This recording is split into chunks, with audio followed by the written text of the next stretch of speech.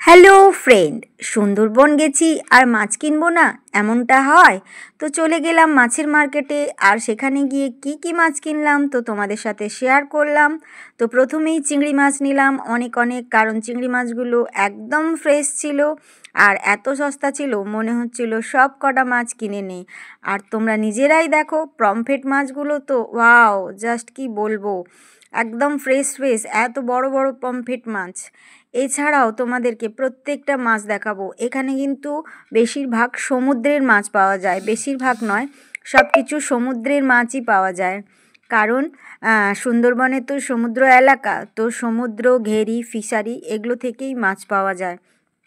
আর আমি যখন বাড়ি যাই তখন বাপের বাড়ি থেকে শ্বশুর বাড়ি ফেরার সময় অনেক অনেক মাছ কিনে আনি, কারণ ওখানে মাছের দাম সস্তা আর মাছ খুব ফ্রেশ ফ্রেশ, একদম টাটকা। তো কিছু ইলিশ মাছও নিয়েছিলাম, কারণ বর্ষাকালে গেছি আর ওই সময় ইলিশের মরশুম ছিল।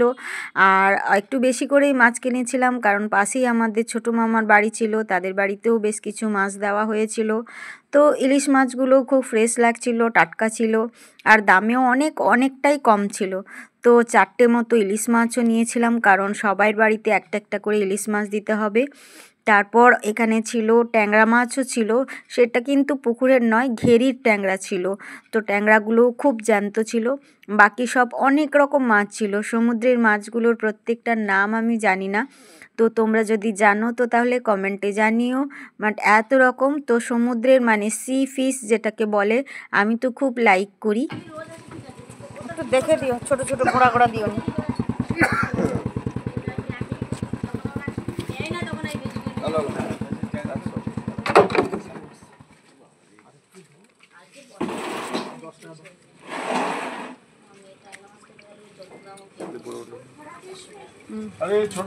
বড় বড় দেখে দাও, গুঁড়া গুঁড়া দিও না।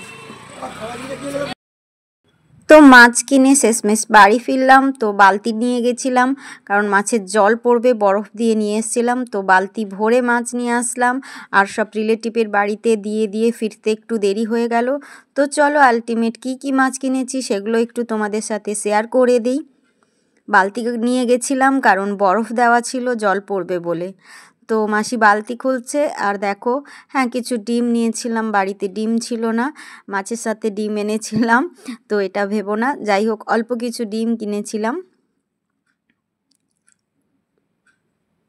কারণ বাড়িতে প্রয়োজনীয় অপ্রয়োজনীয় মাঝে মধ্যে যতই মাছ থাকুক না কেন, বিভিন্ন রকম খাবার, চাউমিন, রোল এগুলো বানাতে গেলে একটু ডিমের প্রয়োজন হয়, তাই অল্প কিছু সংখ্যক ডিম নিয়ে চলে এলাম।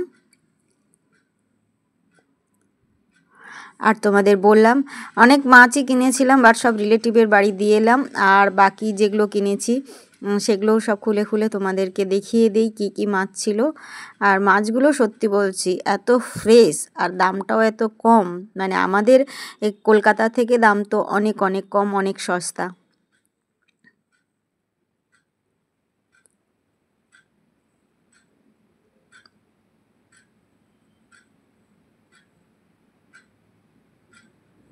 তো এটাকে বলে আমোদি মাছ। তোমরা এই মাছটাকে চেনো কি না জানি না, কিছুটা পাবদা মাছের মতো দেখতে, কিন্তু আমোদি মাছ অনেক ছোট হয়। কিন্তু তোমরা নিজের চোখেই দেখো এখানে কত বড় বড় আমোদি মাছ ছিল, আর আমোদি মাছগুলো যথেষ্ট বড় ছিল এবং একদম টু মাছ ফ্রেশ ছিল। আমরা তো আমোদি মাছ বলি। এরপর মাসি খুলছে কি মাছ বলো তো, তোমাদের সামনেই নিলাম, একদম জ্যান্ত, যেটা ঘেরি বলে। ঘেরি সমুদ্রের পাশে ছোট ছোট ঝিলের মতো করে যে ঘেরি হয় সেখানে চাষ করা হয় এগুলো, একদম ফ্রেশ ট্যাংরা। ট্যাংরাগুলো যথেষ্ট বড় এবং একদম জ্যান্ত ফ্রেশ, ছটপট করছে একদম ট্যাংরা মাছগুলো। তো আমাদের এখানে তো পাওয়াই যায় না, ওখানে 500 টাকা করে নিয়েছে কেজি, তো খুবই কম দাম ছিল। এখানে শহরে হলে 800-900 বলে দিত। টোটাল 4টে ইলিশ কিনেছিলাম, সবার বাড়ি দিয়ে নিজেদের বাড়ির জন্য একটাই ইলিশ রেখেছি। তো এই ইলিশটাও ভালো, মানে সাইজে খুব ভালো ছিল আর ফ্রেশও ছিল ইলিশ মাছটা। আর নিয়েছিলাম কিছু সামুদ্রিক চিংড়ি মাছ। আমাদের এখানে চিংড়ি মাছ তো 300-400 টাকার নিচে হয়ই না, ওখানে 100 টাকা কেজি। ম্যাক্সিমাম সব রকম চিংড়ি মাছই 100 টাকা করে কেজি। তো প্রায় 1 কেজির কাছাকাছি চিংড়ি মাছও নিয়েছিলাম।